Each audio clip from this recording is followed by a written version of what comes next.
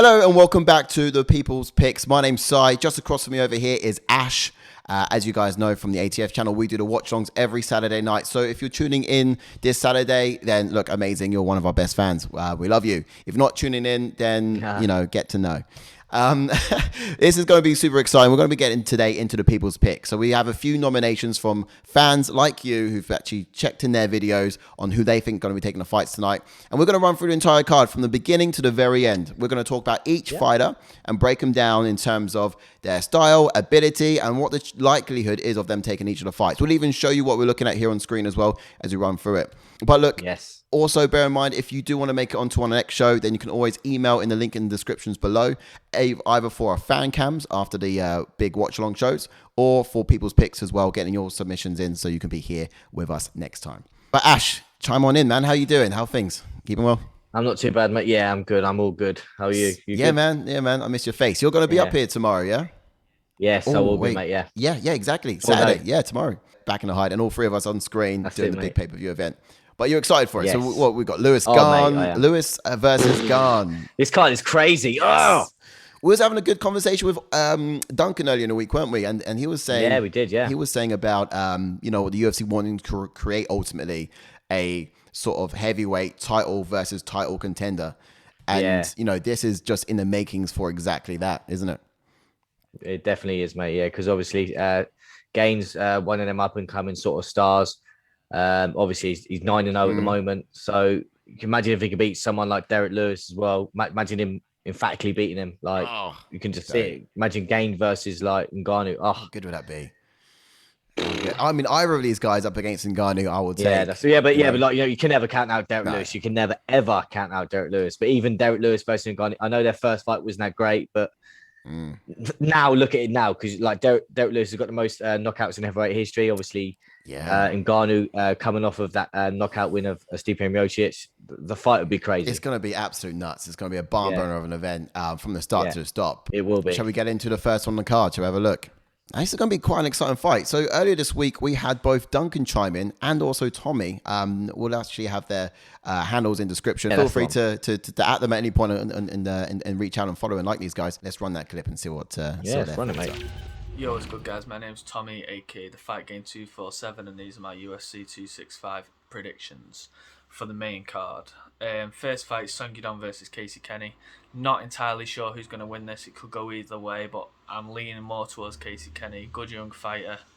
Coming off a loss to Dominic Cruz in his last fight, but I feel like if he wants to push up in them rankings, he needs to start getting back into that win column. I knew you were going to say that. Song Yadong by what? By decision. Oh, I've gone TKO Song Yadong. Yeah, I think. But I think Casey Kenny's just gonna stay away from the power. I think, but I just think that Song Yadong's got something to prove. He's coming off a loss, isn't he? So. He does gas a bit though, doesn't he? So I think if he's not going to knock out, Casey's going to do the decision. He fought Nathaniel Wood, didn't he, Casey Kenny? Yeah, and he just recently lost to Cruz as well. So yeah, I feel like he lost the Nathaniel Wood fight, to be honest. So that's what I thought as well. That's crazy. I think he's coming off the back of 2 losses. I'm going Song Yadong TKO. That was a nuts fight though. Song Yadong TKO for Duncan. Nice. Yeah, that's what I got here, man. I definitely give the striking advantage to Song Yadong. Oh, it's hard to say against Kenny.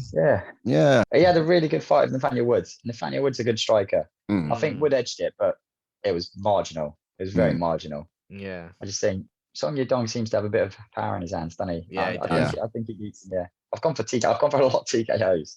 Yeah. A lot of things. Probably not all going to come in, but yeah. I reckon. I went for him TKO.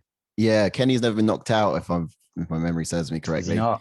No, and there's always time for first. There is, and he can stand. And I do like the power of Song Yadong over Kenny, but I do think the output from Kenny would be better that's true. Than Song Yadong. Split down the middle, down the middle. Yeah, got Tommy there going for Casey Kenny. Crazy. Duncan there on Song Yadong, and there's good reasons for TKO. both. Yeah, TKO. Yeah. There's good reason for both. A decision there. Surprising. So my thoughts on this, and if we look at some of the numbers, you've got someone like Casey Kenny, and these numbers are pretty well split down the middle. Look, 16-3-1, 16-5-1. So they're pretty close between both of them. So no wonder why Tommy found it quite difficult to call this particular one. You can see it from firsthand. I'll definitely give the power to Song Yadong. Yep. Yeah. I'd give the cardio to Casey Kenny because his output is quite decent.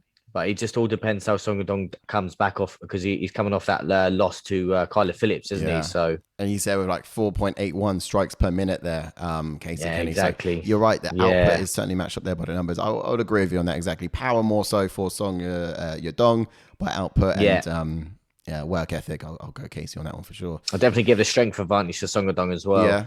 Yeah, in the sort of close quarters exchanges. I mean, you don't want to hang around in the pocket with Song Yadong. That's one thing. Yeah, you do not know. One thing that everyone knows, right? So hopefully, Casey Kenny can move really well. But that's the thing. He does move very well, because I know he's coming off that loss to Dominic Cruz, and obviously to go 3 rounds with Dominic Cruz, right? I mean that was Kiss Chaser, wasn't it? I mean, Dominic was running and tagging and getting all the points, and Casey was frustrated trying to get in close to him. But we thought he was going to get taken down in that. We thought we'd get to see some of his takedown defenses being tested, but Dominic Cruz stood with a guy and just moves really well in his sort of Dominic-esque sort of figure eight, that's it. Unique footwork that he sort of created. That's it, mate. Yeah. What do you think this fight's going to go to ground? I mean, Song Yadong going to shoot? What's that like grappling wise? Yeah, but that's the thing. I think it all depends how Casey Kenny like sets up his takedowns, because if he just goes in for the takedown, I think that Song Yadong can either sprawl or throw him off, as I mentioned a second ago, having a strength advantage. But if Casey Kenny can mix in that takedown with his strikes or mix it in with a jab, then I definitely think that Casey can cause Song Yadong problems. Yeah, true. So if you're looking here in terms of takedown average, it's far more on Casey's side than Song Yadong's side. Yeah, so exactly. If anyone's going to be going for initiating the takedown, it would be Casey. Yeah. Song Yadong will probably purely stand and bang in this one. Yeah. Look, it sounds to me like someone like Song Yadong. I mean, he's 23. He's young. He's a prodigy. This guy, it's crazy, isn't it? Still only 23. Huge, absolutely. But I just don't think he's got as many weapons in his arsenal as Casey Kenny does. When we look at the numbers here. Yeah, exactly. Yeah, Casey has the more sort of things that he can mix it up with. Song Yadong is just, he will stand there and bang, basically, as I mentioned. Yeah. Just one last thing to cover then, in terms of speed advantage, where's that going? Oh, it's definitely Casey Kenny, mate. Kenny's got the speed advantage as well. Yeah. I don't know. Song Yadong's quite fast, but yeah, okay. Yeah, it's true. But I just think his footwork could be enough. Yeah. And look, perhaps it's even in just the work rate and the output. When you see that fist gets thrown so many times in like constant succession, it does look like speed, doesn't it? So that's true. You do tend to think he's got the advantage there. But reach-wise, it seems like it is Song Yadong with 38 inches there, and then Casey Kenny with 36. So it's going to have to be a game of just distance management. I think are you confident Casey Kenny can have good distance management? Yeah, it's a funny one as well, because obviously, as I mentioned, me saying that Casey Kenny has more sort of advantages to win this fight, but Song Yadong does have a win over Marlon Vera, and Marlon Vera is quite a long guy himself. Yeah. So that's true. It just all depends how it plans out. As I mentioned just a second ago, mate, if Casey Kenny can mix in his takedowns and not just shoot from anywhere, then I think Casey Kenny can get it done. But you can never, ever count a guy out with the power that Song Yadong has. That's true. That is so true. But yeah, there's a bit of speculation in that win over Marlon Vera. Yeah, exactly. Yeah. I personally self, I did think Marlon Vera won that fight. Yeah, he did look really good in that. Yeah. All right. So in terms of where we're going to side then, in terms of how the scales are weighing up here in the MMA maths, if you like, which is a term if you know me, I've come to love to say. No, but like, obviously, we're going to say that MMA math would side with Kenny. Right. But you just don't know. But if I had to pick who's going to win this one, I'm probably going to side with Song Yadong, even though I just mentioned that Casey Kenny has more things that can win the fight. Okay. But yeah, no, I hear. And I mean, power ultimately can win the fight as well. I mean, leg kicks as well, going to pay dividends as well. Exactly. So look, Song Yadong you're going with, and Duncan said TKO round 2. Are you with exactly. that? Yeah, I'd probably say round 2 as well. Yeah, I don't know. Yeah, fair. Yeah. All right, let's have a look at the next fight up. It's a similar sort of one to the first fight we just did, but with someone without power. Yeah, in terms of equals, right? No, the first fight's hard to call because they're pretty much equals. When you look at when I was looking at making some notes for Casey Kenny, I was like, he almost fights the same way Song Yadong. They're like counter striking. They're like getting in the pocket and close proximity, and it's like, well, one of you guys got to fight differently this time. And if they both go that way, I reckon the power might win. But let's see how smart Kenny can be about it. Exactly. But look at this. So the reason why these guys will look quite similar plate is because they stepped into the UFC on the exact same day. They both debuted each other, didn't they? Yeah, in that Ultimate Fighter, yeah. So in terms of mileage, they've both seen the same amount of years in the UFC, on and off. But then again, in terms of fight experience and fighter years, Angela's had more wars than Torres. Yeah. Although I feel like Torres had tougher fights, but Angela certainly had, That's true. had more of them. Let's see how this sort of breaks down. We've got 11-5-0 for Torres, and then we've got Angela there at 13-9-0. Reach advantage goes to Angela by just about 2 inches. And she will use that as well. Yeah. Kicks. Definitely. Yeah. She will throw an entourage of strikes, and she does it in every fight. Yeah. I can see her picking Torres apart, but then I'm going to jump on to the side of Torres. She's a heavy wrestler, and she could just ragdoll Hill for 3 rounds. Yes, that's true. So you just don't know. This is why I think this is picking wise for me. This is the hardest one on the card. I know we've got a lot more bangers to get through. Yeah. But just stylistically, this one's tough. It is. No, I agree with you. It really is. We got some footage in actually from Max and Tommy, who gave their thoughts on it. They've chimed in and gave their thoughts on this. So let's see what they had to say about it, and then we'll get into some of the stats. Yeah. Go for it, mate. All right, fellas. I hope you're well. My 2 most confident picks for the weekend are going to be Angela Hill to win a unanimous decision over Tecia Torres. I think that Tecia Torres is a great fighter with great striking, but the height differential between the two will mean that Hill's just landing more, and the judges will see it in her favour. Again, not too sure on how this fight's going to play out. I'm leaning again towards Angela Hill. She's just won, and she's got herself back in a win column after a couple of losses. So I feel like she can use that momentum to take down Tecia Torres and get the win. So there it is. Okay. Some pretty decent picks actually from both of them, but they've both gone the same way. They've both gone for Angela Hill on that. Now, it's a good pick. It's strong. I can see why. Yeah, I can see exactly why. I mean, of course, Max seems to think that it's going to be a striking clinic from Angela Hill, keeping the distance and just looking really good on the scorecards. Does it on every fight. Yeah. And Max just seems to think it's by sheer determination. Sorry, Tommy. Angela Hill's going to get a win there too. But look, what does the math say? So both these guys are coming off of wins, right? They're both on a 2-fight win streak. Yeah. Sweet. Now, what we said earlier is, of course, they both stepped in the same time. You know, they've been around for the same amount of time, but more fights, and then you got on the other hand more wars, right? Yeah, this is going to pay off. The striker versus the wrestler. Yeah. So that's it. You got Angela Hill in the striker, and you got Tecia Torres as the wrestler. And usually, who prevails in that is 9 times out of 10, or I would probably say 8 times out of 10, is if that's a thing, is Tecia Torres. Yeah, because she's just going to try and take Angela Hill down, but can she get her down? That's the thing. Yeah, that's true. I mean, I've seen Angela Hill go to the canvas many a time in the past. Yes, I think Waterson's that's what I mean. Been successful in doing that as well, even as of late. Plenty of time. She's going to have to really, really up her game in terms of distance management, I reckon. But that's the thing. Like, it's Angela Hill's got the reach advantage. She's probably like one of the only women that will use it to her advantage a lot, and she will outstrike, use kicks. Yeah. Well, let's look at those strikes then. So significant strikes here. We've got 5.66 there on Angela Hill and 4.3 there for Torres. So in terms of the striking ability, it does seem to weigh up in favor of what Max was saying.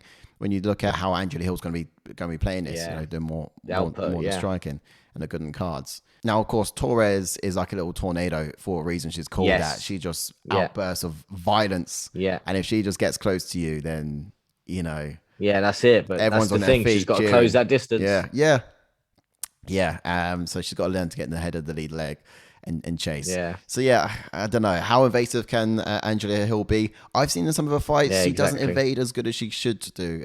She gets in. Yeah. She had a fight against Dexter Andrade, and she had to very much play it the same way. She had to get in, do some damage, and escape. But she just couldn't get out quick enough. And if she did get out, she was moving straight back.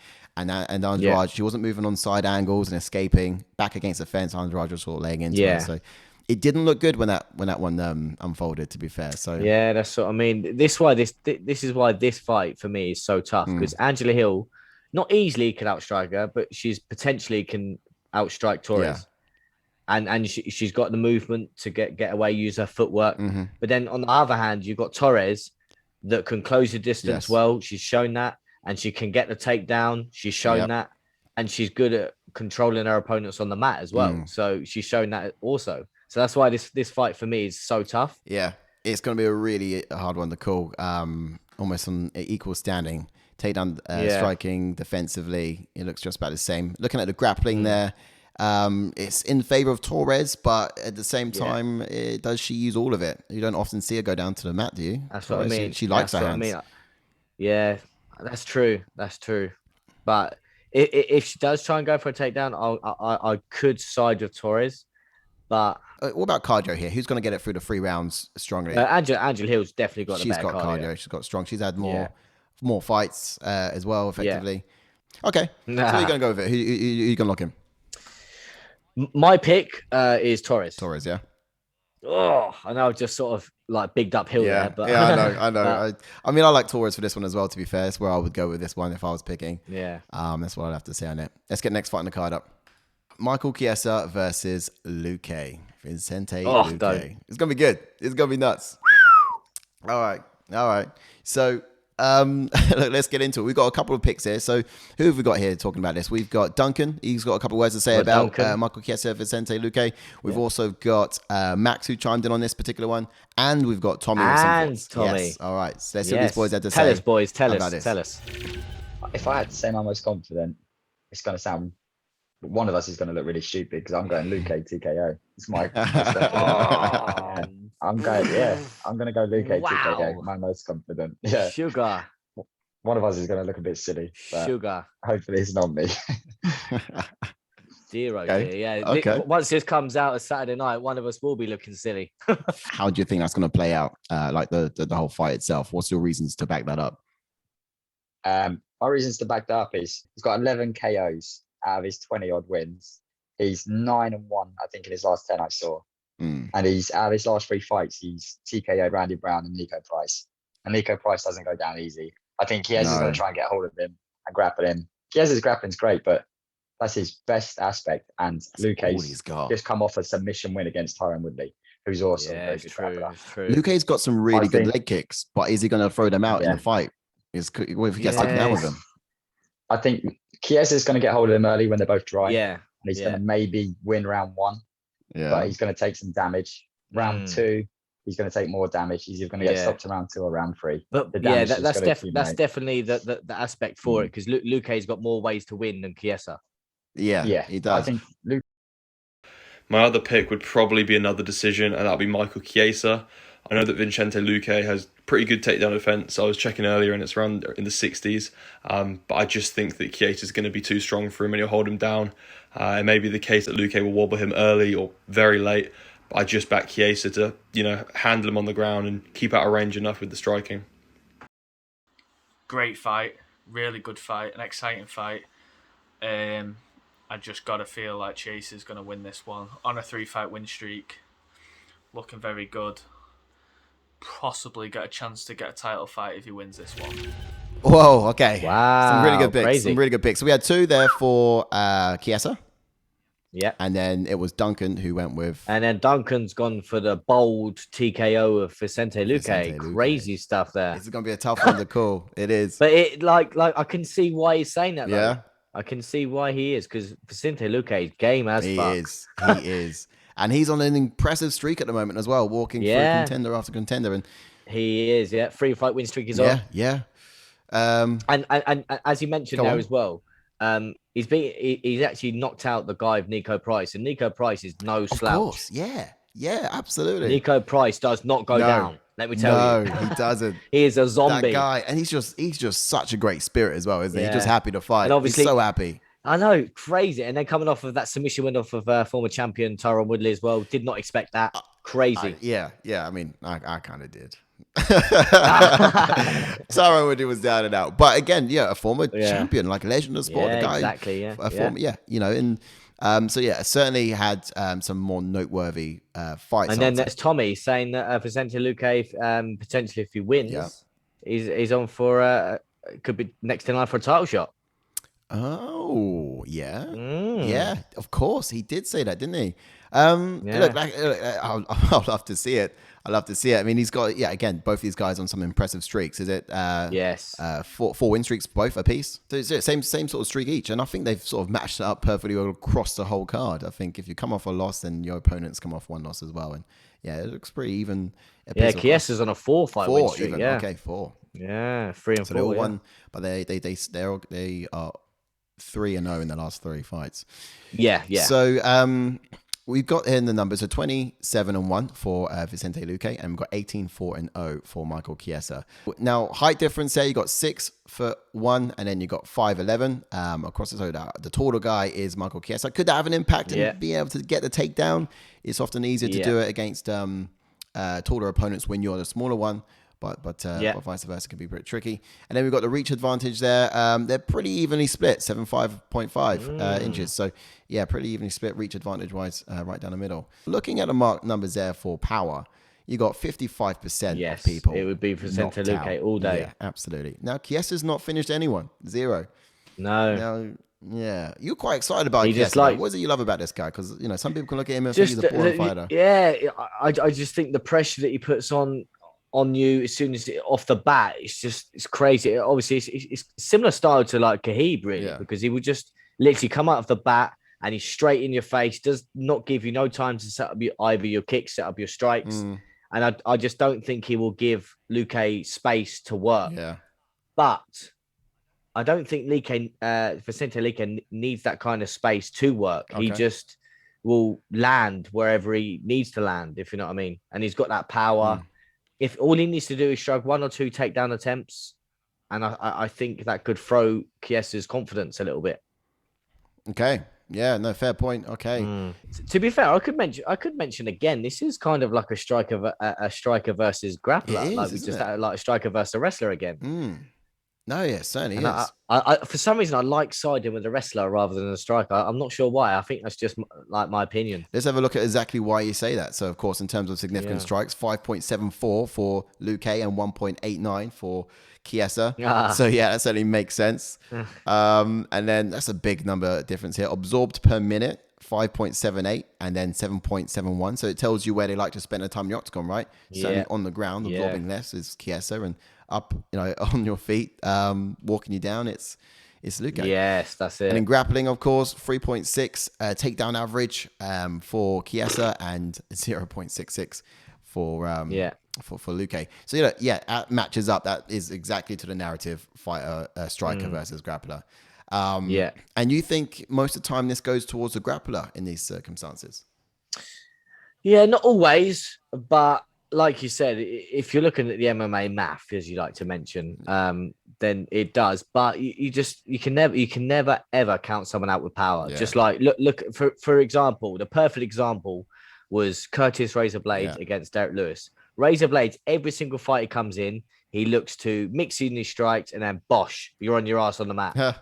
And he was so good at taking everyone down, and he went to shoot a takedown against Derrick Lewis, and he got knocked out. That did happen. So it's the perfect example. You just don't know what's going to happen in there. And what about cardio before we get to that, actually? Who's going to fresh a fight around 3 last? I don't know, actually. Stretch, this seconds. is a tough one. I think it's Luque. I don't know, because I would say Luque as well, because it all depends how much Chiesa grapples. Because in the Neil Magny fight, he got a little tired.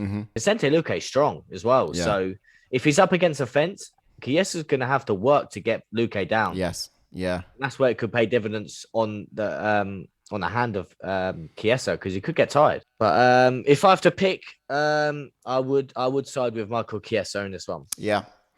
I would have to go Luque with this one, I think. I feel like Luque does it. He stops him. He stops for takedowns. Yeah. And he gets to later rounds, and he's a fresher fighter round 3. And he puts him away in that particular moment when, you just got to worry about one thing from Chiesa, really. And I feel like Luque can handle just one thing. All right, next one up. Here we go. So we've got Jose Aldo against Pedro Munoz. We are there at the co-main. Is this co-main? Another banger. This is crazy. Yeah, it's co-main. This is crazy. Another absolute, like, before you get into anything, can I just mention this is leg city? Yeah. Leg kick city. Yeah, it is. It is. All Wow. over the legs, I think. This I mean, fight is fire. Jose Aldo has been renowned for his leg kicks quite early on as well. Exactly. So if we go back to how he used to fight. Yeah, WEC days.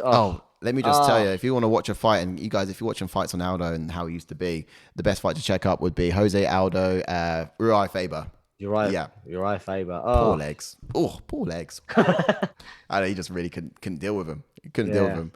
But wincing pain. You couldn't even hide it either. You know, you have a poker face for so long. No. So we've got some videos on this. So let's get in some of the fight fans, people like you guys, of course, at home, who've sent in their picks and said what they like to see here on the canvas tonight or tomorrow night even. So let's run those clips and see what they had to say. Co-main, Aldo versus Pedro Munoz. I'm gonna have to pick Pedro Munoz. My favorite gym's the American Top Team at Coconut Creek. Aldo, feel like he's coming to the end of his tether now. Pedro Munoz, solid fire, stand there, bang all day. So I'm going for him. All right. So your next pick, Duncan, what does it look like? You got? I have gone for Aldo to stop Munoz. Yeah. Okay. Yeah, I think so. Right, agree with that one. Aldo Munoz, and you think Aldo's going to do it? Yeah, same. Yeah, at the main card, I've only got one decision. Like, that's Angela Hill. There's probably going to be more in there, but I don't know. I can't see Aldo and Pedro Munoz go the distance. I just think leg Aldo's kick city though, yeah. Yeah, I think he stops him with his hands. Yeah, I don't think the kicks play too much of a factor. I think he uses his hands more. So you've got good boxing, Aldo, man. Very good boxing. That's a real tough one, actually. And crazy statement there from Tommy. The Aldo's at the end of his tether. Oh my goodness. He feels like he's sort of coming to the end of his time of it. My man Tommy, what you think? Go. Give him the reply to him in the way he replied to your tweet. Do you remember that? Yeah, I don't know. No, that's crazy. No, I still think Aldo's still got some left in him. Everyone thought he was done after the Max Holloway fight, and he come back the way he did. Obviously, I know he lost a close split decision against Marlon Moraes, but obviously everyone thought he won the fight because he got the title fight against Peter Yan. Again, he looked good in that first round against Peter Yan, but obviously Peter Yan being a tough Russian that he is. But then he's coming off that win against Marlon and Marlon is a tough dude himself. So it's Jose Aldo for goodness sake. Like, look, it's Aldo's, but then again, he is against someone of Pedro Munoz. Again, he's a tough dude as well, and he likes to stand there and bang. He does. As well. So I'm excited. Rips out those leg kicks as well. He honestly does. It's savage from both of these guys. If I don't see a leg kick from Jose Aldo, I will lose my shit. Do you know what? He has slowed down on it. I do want him to get back to kicking like he used to, like he did Uriah Faber, because that was just savage. But look, I don't think Pedro is going to be afraid to go to kick the lead leg, go for the calf kicks as well. So he'll be responding to that absolutely all day long, or at least make it count, or punish him for it. You know, for example, if he does eat a kick, then Jose is someone who's going to be punishing Munoz for throwing that kick, countering it straight with a punch on the pipe, I think. And I think he needs to be doing that. If he's not giving out kicks, he's punishing, nothing free, getting nothing free. Do you know what I mean? That's it, mate. Yeah. But look, let's look at the records here. We've got 19-5-0 there for Pedro Munoz. We've got 28-7-0 for Jose Aldo. And then it looks at the reach advantage, 5-inch reach advantage there for Aldo. So he's at 70 inches. Wow. And Pedro Munoz is at 65 inches reach advantage. So, wow, okay. So, that could really actually swindle the narrative of how this fight's going to go. It could definitely pay dividends. It could do, because obviously if they're going to stand there strike, Aldo does like to counter strike. Yes. And it could play dividends as well, because obviously he could use, because he does, as I mentioned, like to counter strike. Be patient with it, use his kicks, hopefully use his kicks. Well, that's it. And just doesn't like to give anything away for free. So if he takes a shot, he's giving one right back. And but that's the thing. Like if he takes a shot, he throws back a couple more, but with a vengeance. Yeah, there it is. Pay you back and some. Yeah, that's it. Well, look at the power difference, right? So KO and TKOs here. We've got 59% there on the Jose's side, and we've got 26% there for Pedro. So the power seems to sit with Aldo. I would totally agree with that as well. Yeah, nice, not bad. 100%. submissions there. I mean, Aldo's got the accolades to be a savage on the ground as well. You know. Yes, so's Pedro like Munoz's guillotine. Though you got to stay away. You got to stay away from that Pedro Munoz guillotine. Yep. Submissions there. 42% of his wins were by submission there for Pedro, and only 3% from Aldo were by submission. Yeah. So, stay away from that guillotine. Yeah. But it's crazy. Just before you carry on, mate, they're both 34. And how the hell is Aldo 34? He's been around forever. Yes. Forever. He's only 34. That's a strong point to say. That is so strong, actually. Yeah. Jordan. No, of course. The guy looks like he looks like he's like at least 40, you know. If you're looking at the significant strikes here, so that's the next bit up here. We've got 5.6 and 3.45. So 5.6 for Pedro, 3.45 for Aldo. So it seems like in terms of significant strikes landed per minute, there's a lot of work rate there with Pedro. Now that makes sense as well. I've seen some tape on Aldo, and I wish he threw fists more so than he did. Or than he does. Which could, and that's led to me being a bit frustrated watching him at times certainly in those losses. Oh yeah. So that could be a factor here, do you think? Yeah, because Pedro will throw and he won't care. That's the thing, he won't care. But if I had to pick these two, I'm slightly edging with Aldo. Yeah. Slightly. Yeah. Just purely because of that. I wouldn't even say experience. I'd just say sort of know-how, if you know what I mean. Yeah. Yeah, and he does have a lot of it. And like you said, you don't think this is going to go I don't think so. It's not his time to go yet. It's not his time to go yet. He's still got many more years to go. And again, if he beats someone like Pedro Munoz, it could potentially get him one more win away from potentially a title shot again. Well, this is it, yeah. Cardio-wise, it's a tough one because Aldo looks great at bantamweight. And if it was because at featherweight, for some reason, his cardio, once he got into 4 and 5, wasn't that great. And there's plenty of fights that you see out there of Aldo when he's defended the belt at featherweight. I mean, of when in that 4th and 5th round where he ties just a little bit. But in bantamweight, for some reason, he looks great. Yeah, no, I agree with you on that. I've seen some of his later rounds, and he used to be far better in those later rounds than he does. Yeah, and I think some of his recent fights, you start seeing that sort of creep in at the end of round 3. Yeah. So I think he's solid in a 3-round fight. Yeah, that's it's interesting you say that, actually, and now you've sort of convinced me that I'm definitely picking Aldo because, as I mentioned, he sort of sometimes differs in a 4 or 5. I know I said he looks great at bantamweight. But my pick is solid now. I've remembered this 3 rounds for some reason. I thought it was 5. I don't know it's just why. Jose, isn't it? It's Jose. You know him from championship. I definitely side in with Aldo. The main reason as well, I'm going to get it in there. I'm going to get it in there for you, and I'm going to get it in there for Jordan. Another reason why I've gone Aldo is Aldo's beaten Frankie twice, and Pedro Munoz has lost to Frankie. Oh yeah. That's a good point. I've got it in there. No, it's a really good point because I did say last time Munoz and Frankie fought, I said these guys are practically the same person, you know, in terms of their abilities wise. You know, it's a really good matchup. I think they're quite similar, him and Frankie. And to see that, of course, now you mentioned that he's put Frankie away twice already. Aldo's done that. I feel like a similar fighter he shouldn't have any problems with. So, that's going to make it difficult. Yeah. I did like Munoz for this fight, but now I'm thinking twice and we'll see what I say on the day. I know. Yeah. Go. What's so you're locking in Aldo for this one, yeah? Yeah, I'm gonna lock in Aldo. Yeah, and you're not gonna lock no. I'm gonna say Munoz for now, but I'm going to probably change on the day depending on who looks ready. We'll see. But ready. Main event time, Here we are, looking down the barrel of the gun of an event which is UFC 265. Now, we've got a special guest on this one to drop in some comments. If you remember, we had an interview, a fighter talk show with Modestas Bugauskas. And this guy he's such a nice guy. He's so cool. But he came and joined us for our show to talk a bit more about him. So if you haven't had time to watch that, feel free to go through our videos. And we'll also put a suggestion up at the end of this one so you can find it. Yeah, we will do, But do touch into it, have a look, and just listen to his story.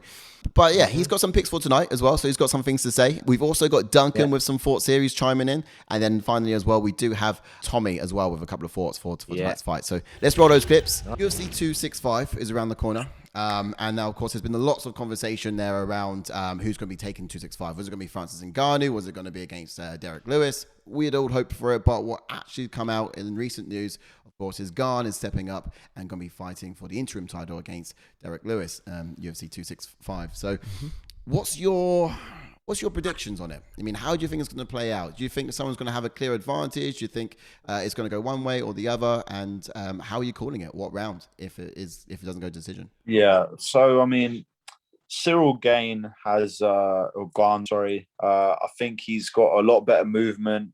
He seems to switch stances a bit. He's got more variety of strikes. He does throw a lot of kicks as well. Not much has been seen about his wrestling, so I'm not too sure about that. But I feel he will have the upper hand in terms of technical striking, being able to land more shots. So if anything, I think if he would win, it would be probably over the course of 3 rounds, just doing the same as what he's done previously. 5 rounds.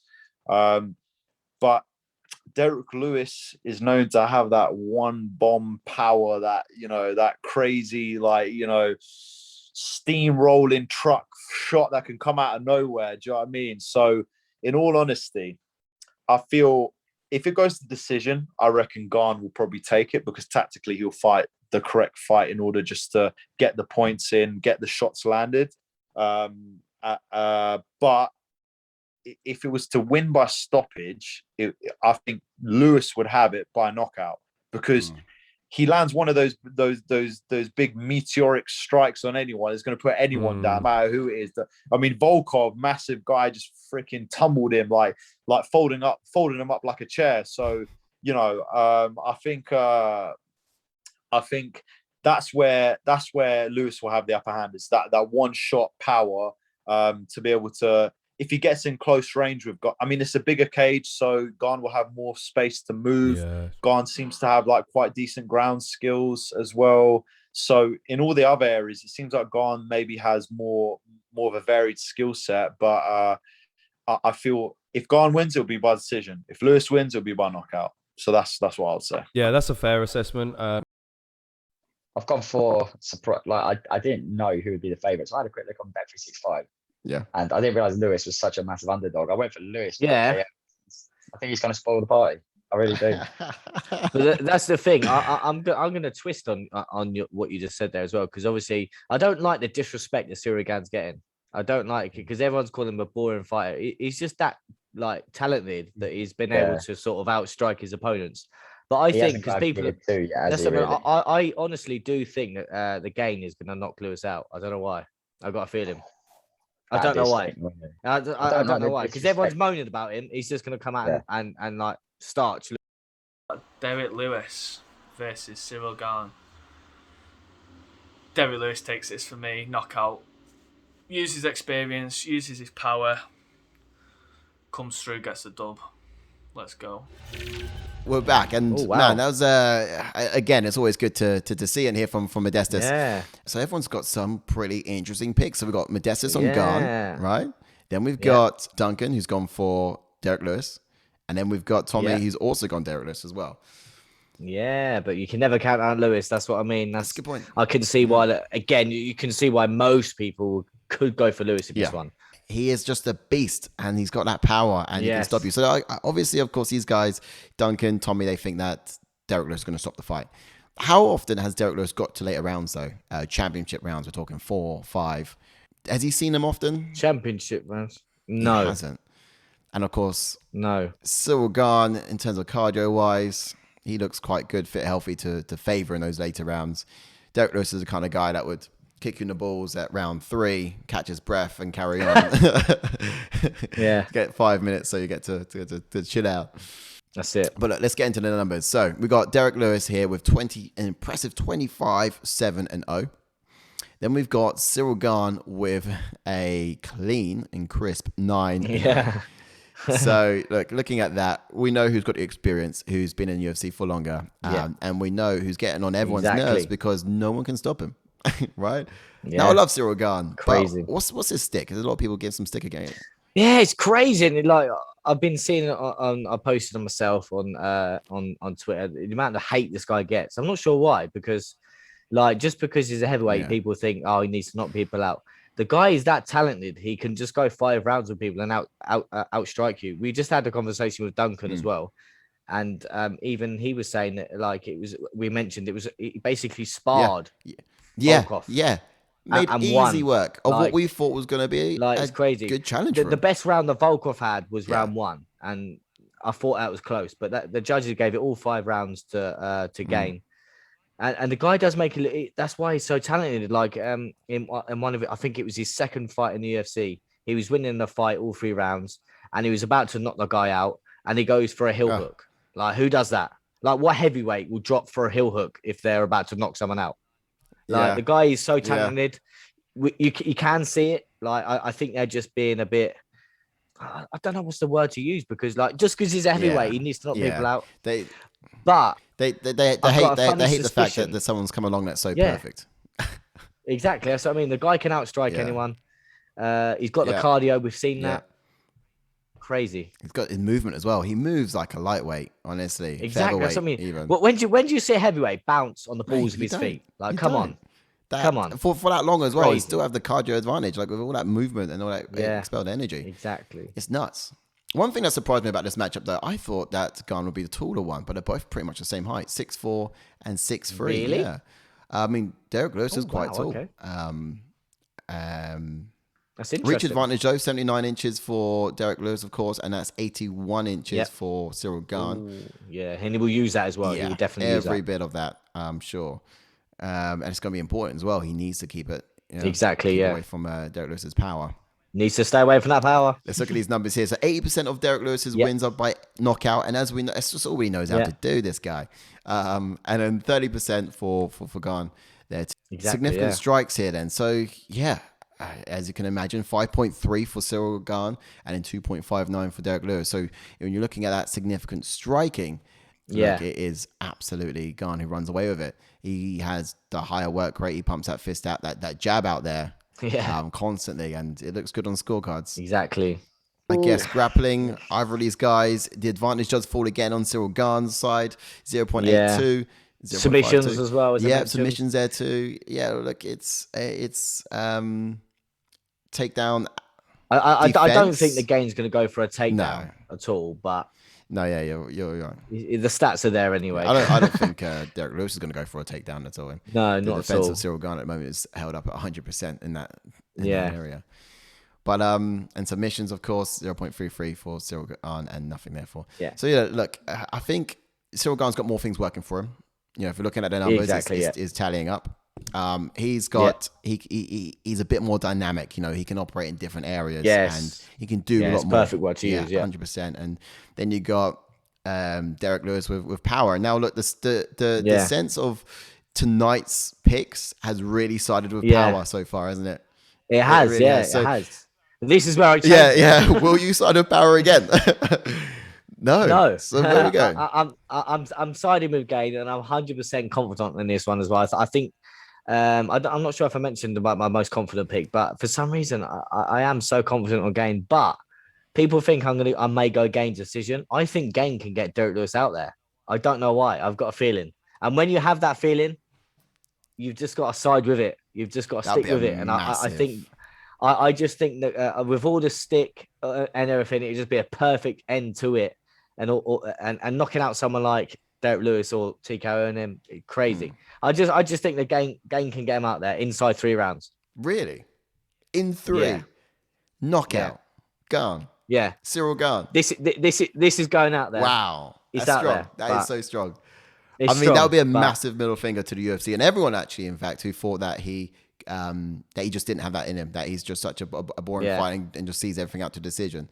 It would be massive if he does knock him out. But you can never, obviously, I'm not saying you can't count Derrick Lewis out because all it takes is one punch. I'm not disrespecting Lewis at all. But I'm just saying, I know I've said I'm confident on Gane, but I'm not disrespecting Lewis's power because he can end it in just one shot. And he only needs one. We saw the numbers just a moment ago, and of course, where it really tallied up for Cyril Garn in terms of striking output. Cyril's is lower because he doesn't need it anymore. You know, Exactly. not necessarily because he can't give out anymore. It's like he's finished it already before he got his got to follow up with his right. You know. But look, I think I would have to go Cyril Garn on this as well if I was picking for it. I think he's got more tools. Wow, okay. I think he can do it later round. Yeah. I mean, for me, I'm thinking more TKO later rounds, round 4 or 5 really, when Derrick Lewis is just exhausted, Tired. knackered, and he's just taking shots, and the ref's just got to call it because he's not defending himself. Yeah. I think that's how it's going to look in the latter rounds, in my Okay. opinion. But yeah, Cyril Garn's just going to dance tonight. No, tomorrow night. Yeah. He's going to dance. Yeah. Well, that concludes the picks. And look, thanks for everyone for sending in your videos for the picks tonight. Thank you. Thank you for sending your picks in. 100%. It's great to talk about them, see why you thought who was gonna fight. And for those of you guys that are new to UFC, look, this channel is all about not teaching you what to think, but teaching you how to think. So when it comes to getting your picks in, you can see the logic behind who we favor, and at the same time, you can see what other fans like you are thinking and their logic behind it all too. And as Jordan would mention, we are that fan channel. Again, we are here for you, the fans. Absolutely. If you're a lover of the UFC, this is the place to be. This is the place to be. Yes. All right, no, that's amazing. Look, again, thanks for joining me on this one, Ash. Yes, and thank you. Here's to many more. But you guys enjoy the fight tomorrow night. Check out the Watch Along channel. Yeah. The link's going to be in the description below. But we'll be going live, giving full coverage of it from start to stop. Jump in the chats. They go off. They're fire. Please do like and subscribe as well, guys. No one should be watching these fights on their own. That's All right. it. Take care. Peace out.